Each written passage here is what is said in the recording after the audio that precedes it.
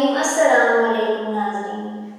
حضرت انس بن مالک رضی اللہ عنہ فرماتے ہیں، مجھے جس وقت حضور پاک صلی اللہ علیہ وآلہ وسلم کا آخری دیدار نصیب ہوا، یہ وہ وقت تھا جب آپ نے پیر کے دن گھر کا پردہ اٹھایا۔ میں نے آپ کا چہرہ مبارک دیکھا تو وہ قرآن کریم کے نورانی برق کی طرح چمک رہا تھا۔ لوگ اس وقت حضرت ابو بکر صدیق رضی اللہ عنہ کے پیچھے نماز ادا کر رہے تھے۔ آپ صلی اللہ علیہ وسلم کو دیکھ کر لوگ پیچھے ہٹنے لگے تو آپ صلی اللہ علیہ وآلہ وسلم نے لوگوں کو اپنی جگہ کھڑے رہنے کا اشارہ فرمایا، پھر آپ نے پردہ گرا دیا۔ اسی دن کے آخری حصے میں آپ کا وصال مبارک ہو گیا۔ حضرت ام المؤمنین عائشہ رضی اللہ فرماتی ہیں کہ حضور پاک صلی اللہ علیہ وآلہ وسلم کی وفات کے وقت میں نے آپ صلی اللہ علیہ وآلہ وسلم کو اپنے سینے پر سہارا دیا ہوا تھا۔ آپ صلی اللہ علیہ وسلم نے پیشاب کے لیے تشت منگوایا، اس میں پیشاب مبارک فرمایا اور اس کے بعد آپ کی وفات ہو گئی۔ حضرت ام المؤمنین حضرت عائشہ رضی اللہ عنہ فرماتی ہیں کہ میں نے حضور پاک صلی اللہ علیہ وآلہ وسلم کی وفات کے وقت آپ صلی اللہ علیہ وآلہ وسلم کو دیکھا کہ آپ صلی اللہ علیہ وسلم کے قریب پانی کا پیالہ رکھا ہوا تھا۔ آپ صلی اللہ علیہ وآلہ وسلم اس پیالے میں اپنے ہاتھ مبارک ڈالتے اور چہرہ مبارک پر پھیرتے تھے اور ساتھ یہ دعا بھی فرماتے، اے اللہ موت کی سختیوں پر میری مدد فرما۔ جب کوئی تکلیف آتی ہے تو اکثر لوگ بھٹک جاتے ہیں، تکلیف کا رونا روتے ہیں اور اللہ تعالیٰ کے ذکر سے محروم ہو جاتے ہیں۔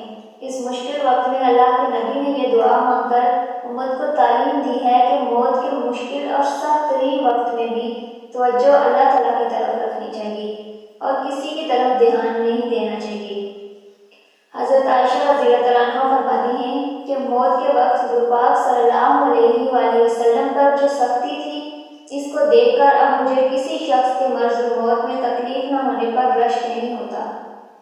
حضرت ابن عباس اور حضرت ام المؤمنین عائشہ رضی اللہ عنہ فرماتی ہیں کہ حضرت ابو بکر صدیق رضی اللہ عنہ حضور پاک صلی اللہ علیہ وآلہ وسلم کے وصال کے بعد تشریف لائے اور حضور پاک صلی اللہ علیہ وآلہ وسلم کی پیشانی مبارک کو بوسہ دیا۔ یہ بوسہ دینا برکت حاصل کرنے کے لیے تھا یا یہ الوداعی بوسہ تھا کہ آپ اپنے محبوب کو رخصت کر رہے تھے؟ اس روایت سے معلوم ہوا کہ اپنے کسی عزیز کو وفات کے بعد بوسہ دینا جائز بلکہ سنت سے ثابت ہے، کیونکہ حضور پاک صلی اللہ علیہ وآلہ وسلم نے بھی حضرت عثمان بن مظعون رضی اللہ عنہ کو وفات کے بعد بوسہ دیا تھا۔ حضرت انس بن مالک رضی اللہ عنہ فرماتے ہیں کہ حضور پاک صلی اللہ علیہ وآلہ وسلم جس روز ہجرت فرما کر مدینہ منورہ تشریف لائے تو مدینہ کی ہر چیز روشن ہو گئی، اور جس روز آپ صلی اللہ علیہ وآلہ وسلم دنیا سے رخصت ہوئے تو مدینہ منورہ کی ہر چیز تاریک نظر آنے لگی۔ ہم نے ابھی حضور پاک صلی اللہ علیہ وآلہ وسلم کو دفن کرنے کے بعد قبر کی مٹی سے ہاتھ بھی نہ جاڑے تھے کہ ہم نے اپنے دلوں میں تبدیلی محسوس کی۔ دلوں میں تبدیلی محسوس کرنے کا مطلب یہ ہے کہ حضور پاک صلی اللہ علیہ وآلہ وسلم کی ذات مبارکہ سے جو فیض حاصل ہو رہا تھا وہ ختم ہو گیا، اور حضور پاک صلی اللہ علیہ وآلہ وسلم کی صحبت کی وجہ سے جو روحانی ترقی اور انوار حاصل ہو رہے تھے وہ ختم ہو گئی۔ یہ بات تو ظاہر ہے کہ جو کیفیت حضور پاک صلی اللہ علیہ وآلہ وسلم کی حیات مبارکہ میں تھی وہ کہاں باقی رہ سکتی ہے۔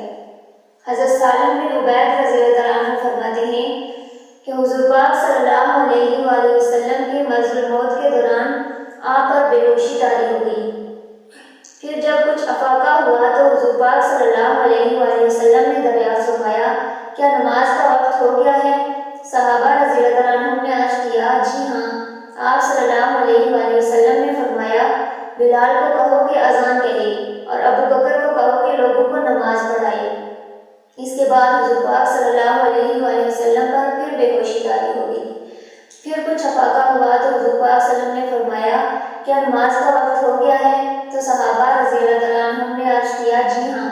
آپ صلی اللہ علیہ وسلم نے فرمایا کہ بلال کو کہو اذان دے اور ابو بکر کو کہو کہ لوگوں کو نماز پڑھائے۔ حضرت عائشہ رضی اللہ عنہ نے عرض کیا کہ میرے والد ابو بکر بڑے نرم دل ہیں، وہ جب اس مسئلے پر کھڑے ہوں گے تو وہ رو پڑیں گے اور نماز نہ پڑھا سکیں گے، لہٰذا آپ کسی دوسرے آدمی کو نماز پڑھانے کا حکم دے دیں۔ اس کے بعد آپ پر پھر بے ہوشی طاری ہو گئی۔ جب کچھ افاقہ ہوا تو فرمایا بلال کو کہو کہ اذان دیں اور ابو بکر کو کہو کہ لوگوں کو نماز پڑھائیں۔ نظام صلی اللہ علیہ وآلہ وسلم نے یہ بھی فرمایا کہ تم تو حضرت یوسف علیہ السلام کی عورتوں کی طرح ہو۔ حضرت بلال رضی اللہ عنہ نے اذان دی اور حضرت ابو بکر صدیق رضی اللہ عنہ نے لوگوں کو نماز پڑھائی۔ پھر آپ نے جب کچھ ہلکا پن محسوس کیا تو فرمایا دیکھو مجھے سہارا دے کر کوئی مسجد تک لے جانے والا ہے۔ چنانچہ حضرت بریرہ باندھی اور ایک دوسرا شخص آیا اور حضرت پاک صلی اللہ علیہ وآلہ وسلم نے دونوں کے کندھوں پر سہارا لیا اور مسجد تک تشریف لے گئے۔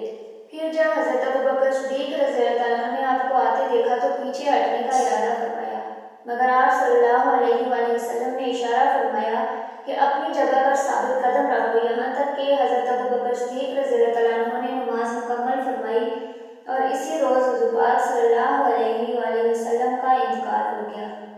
حضرت عمر رضی اللہ عنہ فرمانے لگے کہ جس شخص نے یہ کہا کہ حضور پاک صلی اللہ علیہ وآلہ وسلم کی وفات ہو گئی ہے، میں اپنی تلوار سے اس کا سر قلم کر دوں گا۔ راوی کہتے ہیں کہ اس زمانے میں لوگ امی تھے، اس سے پہلے ان میں کوئی نبی نہیں تھا، لہٰذا حضرت عمر رضی اللہ عنہ کی بات پر سب خاموش ہو گئے۔ پھر بعض لوگوں نے کہا کہ اے سالم، جاؤ حضور پاک صلی اللہ علیہ وآلہ وسلم کے ساتھی حضرت ابو بکر صدیق رضی اللہ عنہ کو لے آؤ۔ حضرت سالم فرماتے ہیں کہ میں روتا ہوا دہشت کے عالم میں حضرت ابو بکر صدیق رضی اللہ عنہ کے پاس پہنچا۔ اس وقت آپ مسجد میں تھے۔ انہوں نے مجھے دیکھ کر پوچھا کیا حضور پاک صلی اللہ علیہ وآلہ وسلم کا انتقال ہو گیا ہے؟ میں نے کہا کہ حضرت عمر رضی اللہ عنہ فرماتے ہیں کہ جس شخص نے یہ کہا کہ حضور پاک صلی اللہ علیہ وآلہ وسلم کا انتقال ہو گیا ہے، میں اپنی تلوار سے اس کی گردن اڑا دوں گا۔ حضرت ابو بکر صدیق رضی اللہ عنہ نے فرمایا کہ چلو، چنانچہ میں بھی ان کے ہمراہ چل دیا۔ جب آپ تشریف لائے تو لوگ حضور پاک صلی اللہ علیہ وآلہ وسلم کے مکان پر جمع تھے۔ آپ نے فرمایا لوگوں مجھے راستہ دو، چنانچہ لوگوں نے آپ کو راستہ دے دیا۔ آپ آئے اور حضور پاک صلی اللہ علیہ وآلہ وسلم پر گہری نظر ڈال کر آپ کی پیشانی مبارک کو بوسہ دیا، آپ کو چھوا اور یہ آیت پڑھی اِنَّکَ مَیَّتٌ وَإِنَّهُم مَیَّتُونَ، آپ بھی وفات پانے والے ہیں اور یہ لوگ بھی مرنے والے ہیں۔ پھر لوگوں نے پوچھا کہ کیا حضور پاک صلی اللہ علیہ وآلہ وسلم وفات پا گئے ہیں؟ انہوں نے جواب دیا ہاں۔ لوگ سمجھ گئے اور ان کو یقین ہو گیا۔ پھر لوگوں نے پوچھا اے اللہ کے رسول صلی اللہ علیہ وآلہ وسلم کے ساتھی، کیا ہم حضور پاک صلی اللہ علیہ وآلہ وسلم کا جنازہ بھی پڑھیں گے؟ تو انہوں نے جواب دیا ہاں۔ لوگوں نے پوچھا جنازہ کس طرح پڑھیں؟ آپ نے جواب دیا ایک جماعت حجرے کے اندر جائے، وہ تکبیر کہے اور دعا کرے اور حضرت پاک صلی اللہ علیہ وآلہ وسلم پر درود پڑھ کر باہر آ جائے۔ پھر دوسری جماعت حجرہ مبارک میں داخل ہو، تکبیر کہے، درود پڑھے اور دعا کر کے باہر آ جائے۔ اسی طرح سب لوگ نماز جنازہ پڑھیں۔ پھر لوگوں نے پوچھا اے حضور پاک صلی اللہ علیہ وآلہ وسلم کے ساتھی، کیا حضرت پاک صلی اللہ علیہ وآلہ وسلم کو دفن بھی کیا جائے گا؟ آپ نے جواب دیا کہ ہاں۔ لوگوں نے پوچھا کس جگہ دفن کیا جائے گا؟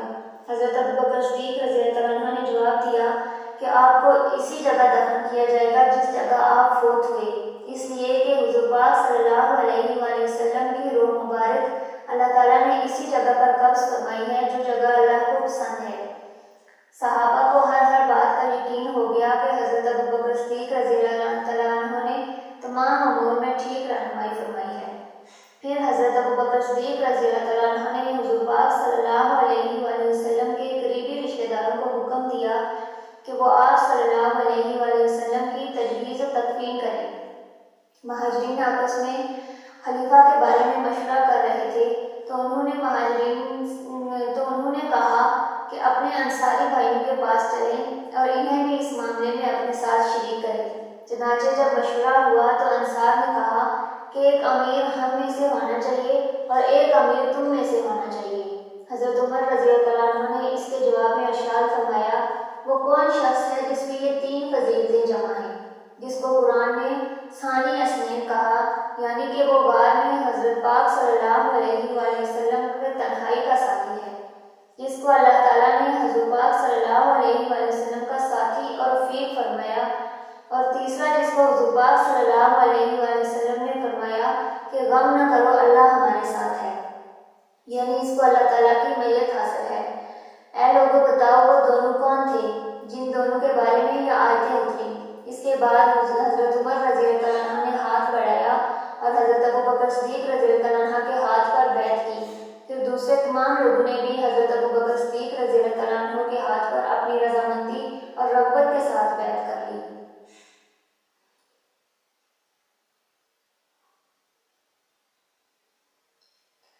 حضور پاک صلی اللہ علیہ وآلہ وسلم کی وفات حضرات صحابہ کرام رضی اللہ عنہم کے لیے بہت بڑا سانحہ تھی۔ انہیں سمجھ میں نہیں آ رہا تھا کہ کیا کریں۔ حضرت عثمان رضی اللہ عنہ پر ایسی دہشت طاری ہوئی کہ وہ زبان سے کچھ بول ہی نہ سکتے تھے۔ ایسے موقع پر جس طرح حضرت ابوبکر صدیق رضی اللہ عنہ نے صحابہ کرام رضی اللہ عنہم کو سنبھالا، یہ ان کا کمال اور انہی کی خصوصیت ہے۔ اور کیوں نہ ہوتی، آخر حضرت پاک صلی اللہ علیہ وآلہ وسلم کے صحیح جانشین، ہمراز اور ساتھی تھے۔ یہاں یہ سوال پیدا ہوتا ہے کہ حضرت عمر رضی اللہ عنہ نے حضور صلی اللہ علیہ وسلم کی موت کا انکار کیوں کیا؟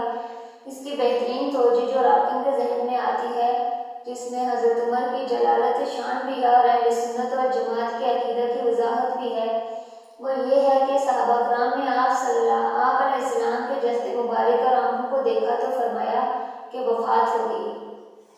یہاں یہ سوال پیدا ہوتا ہے کہ حضرت عمر رضی اللہ عنہ نے حضور صلی اللہ علیہ وآلہ وسلم کی موت کا انکار کیوں کیا؟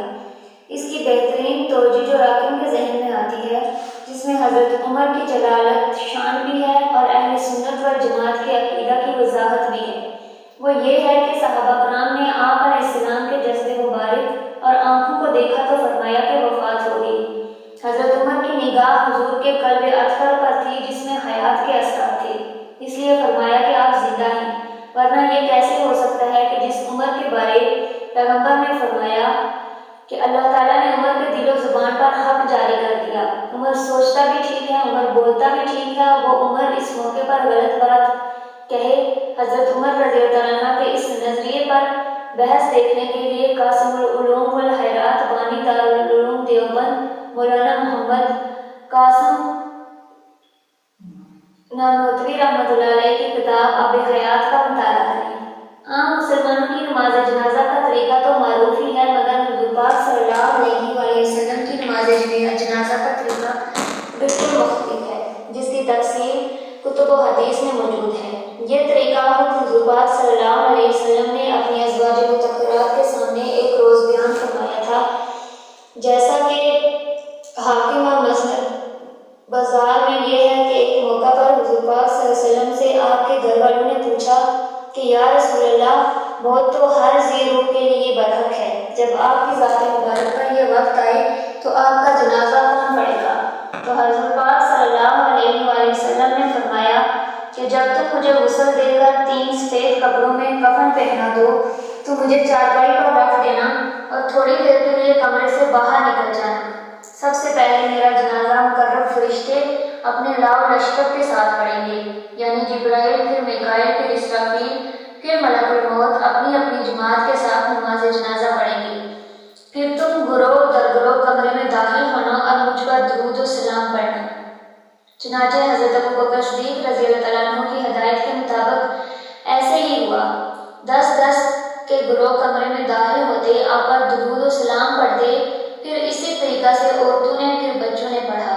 حضرت انس بن مالک رضی اللہ عنہ فرماتے ہیں کہ جب حضور پاک صلی اللہ علیہ وآلہ وسلم موت کی سختی محسوس فرما رہے تھے تو آپ کے لخت جگر حضرت فاطمہ رضی اللہ عنہ نے کہا، ہائے میرے ابا جی کی تکلیف۔ تو حضور پاک صلی اللہ علیہ وآلہ وسلم نے فرمایا، آج کے بعد تیرے والد پر کوئی تکلیف نہیں رہے گی، آج تیرے باپ پر وہ بھاری چیز اتری ہے، یعنی موت، جو کہ قیامت کے دن تک کسی بھی فرد کو نہیں چھوڑے گی۔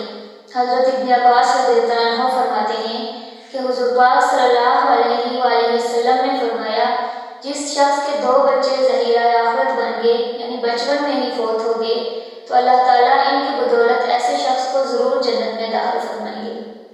ام المومنین حضرت عائشہ رضی اللہ عنہا نے عرض کیا کہ حضرت، جس کا ایک ہی بچہ ذخیرہ آخرت بنا ہو تو اس کا کیا حکم ہے؟ آپ صلی اللہ علیہ وسلم نے فرمایا، جس کا ایک بچہ ہی ذریعہ آخرت بنا ہو تو وہ بھی بخش دیا جائے گا۔ حضرت ام المؤمنین عائشہ رضی اللہ عنہا سے عرض کیا، اس کا ایک بچہ بھی ذریعہ آخرت نہ بنا، یعنی ایک بچہ بھی نابالغی میں فوت نہ ہوا، تو اس کا کیا حکم ہے؟ حضور پاک صلی اللہ علیہ وآلہ وسلم نے فرمایا، اس کے لیے میں ذریعہ آخرت ہوں، اس لیے کہ میری وفات کا رنج اور صدمہ تو سب سے زیادہ ہوگا۔ ایک روایت میں ہے کہ جب کسی شخص کو کوئی مصیبت پہنچے تو میری جدائی کی مصیبت سے تسلی حاصل کرے، یعنی یہ سوچے کہ جب حضور پاک صلی اللہ علیہ وآلہ وسلم کی جدائی کو برداشت کر لیا تو باقی مسائل کی اس کے مقابلے میں کیا حیثیت ہے۔ حضور پاک صلی اللہ علیہ وآلہ وسلم کے مرض کی ابتدا سر کے درد سے ہوئی۔ اس روز حضور پاک صلی اللہ علیہ وآلہ وسلم ام المومنین حضرت عائشہ رضی اللہ عنہا کے مکان پر تشریف فرما تھے۔